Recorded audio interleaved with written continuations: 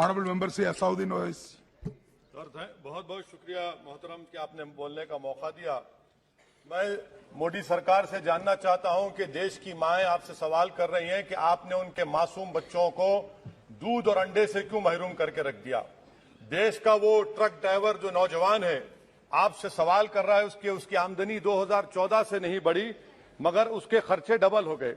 देश का वो प्लम्बर मोदी सरकार से सवाल कर रहा है कि वो 2 साल से बेरोजगार है, कोविड-19 से कर्जों में डूब चुका और एक गैस का सिलेंडर भी खरीद नहीं सकता।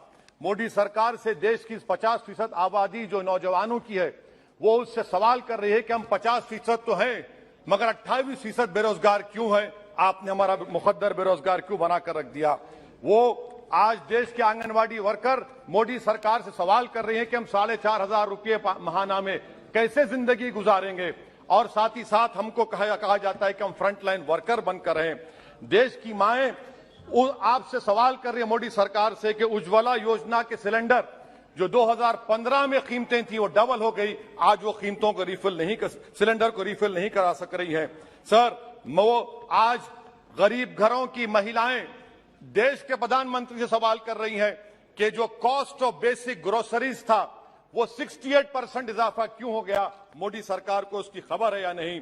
आज इस देश का मजदूर मोदी सरकार से सवाल कर रहा है कि 2015 से उसकी तनख्वाहों में सिर्फ 22% इजाफा हुआ है मगर price of essential food item से 50% इजाफा हुआ है। सर देश का गरीब जो आज भूखा सो रहा है वो देश के प्रधानमंत्री मोदी से पूछ रहा है कि मैं रात में और मेरे बच्चे भूखे सोते हैं मगर देश में 215 बिलियनर पैदा हो गए, कब तक गरीब का पैसा बिलियनर को जाएगा, वो गरीब मोदी सरकार से सवाल कर रहा है।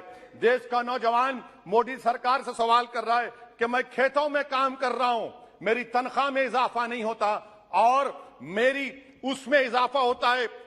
PLFS सर्वे कहता है कि 42% से आज 45.6% नौजवान खेतों में काम कर रहे हैं। क्या मोदी सरकार जानती है कि नरेगा में फाइनेंशियल ईयर 22 में 8 महीने में 90 मिलियन लोग काम कर रहे हैं। क्या यह इकोनॉमी अच्छी है या इकोनॉमी की बर्बादी को बताता है।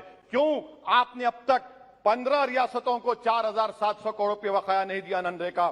सर वहीं पर एक फौजी टूटे दिल के साथ देश के प्रधानमंत्री से पूछ रहा है कि आखिर आपने 8 साल में देश की इकोनॉमी को बर्बाद कर दिया, इसीलिए आपने अग्निवीर को लाया। आज वो सिपाही का दिल टूटा हुआ है जिसने अपनी जवानी चीन और पाकिस्तान के फौजों के खिलाफ आंखें डालकर खड़ा हुआ था। आपने इकोनॉमी को बर्बाद कर दिया और अग्निवीर देश के नौजवानों को मुकद्दर बनाकर देश की सुरक्षा से आपने खिलवाड़ किया है।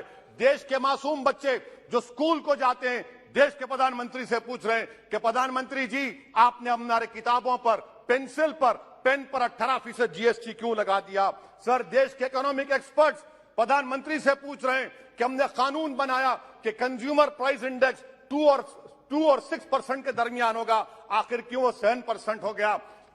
WPI 15% हो गया। सर देश के 40 करोड़ गरीब से गरीब देश के प्रधानमंत्री को खुलकर जवाब दे रहे हैं और पैगाम पहुंचा रहे हैं कि इन्फ्लेशन करप्शन के बराबर है। वो 40 करोड़ गरीब देश के प्रधानमंत्री से कह रहे हैं कि आपकी सरकार में और यूपीए की सरकार में कोई फर्क नहीं है, इन्फ्लेशन उनकी नजर में करप्शन है। सर देश के गरीब आदमी जो 95% FDs में डालते हैं वो देश के प्रधानमंत्री से पूछ रहे हैं कि आपकी सरकार के गलत फैसलों से 7% इन्फ्लेशन की वजह से वो 3.5% पर एनम उनको लॉस हो रहा है।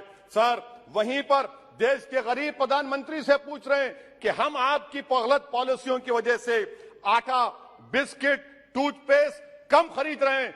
देश के वो लोग जो कर्जों पर घर और गाड़ी लिए थे उनके 1% लोन इजाफा हो गया क्योंकि आपकी तरफ से गलत पॉलिसियों की वजह से RBI ने 0.9% बढ़ाया तो बैंक्स ने 1% बढ़ा दिया। इस देश का किसान मोदी सरकार से पूछ रहा है कि 31 पैसे के लिए मुझे state bank of India NOC नहीं देता है मगर आपकी सरकार ने ऐसे बड़े बड़े डिफॉल्टरों को 1,45,240 करोड़ रुपए आपने राइट ऑफ कर दिए बैड लोन के लिए।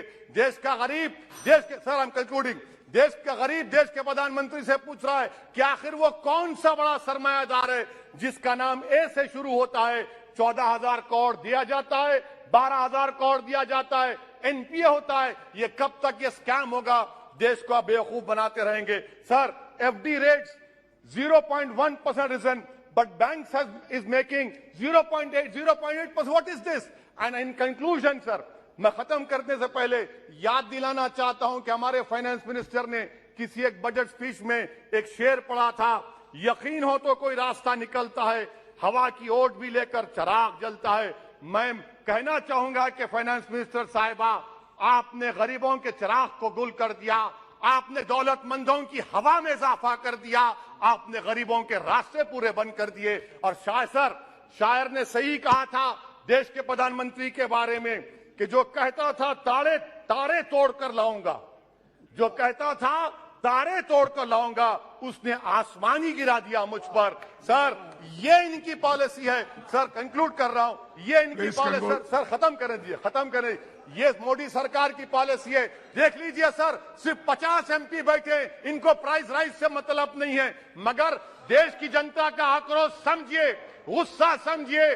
आपको समझना पड़ेगा, आज गरीब मायूस है सरकार से। Thank you sir.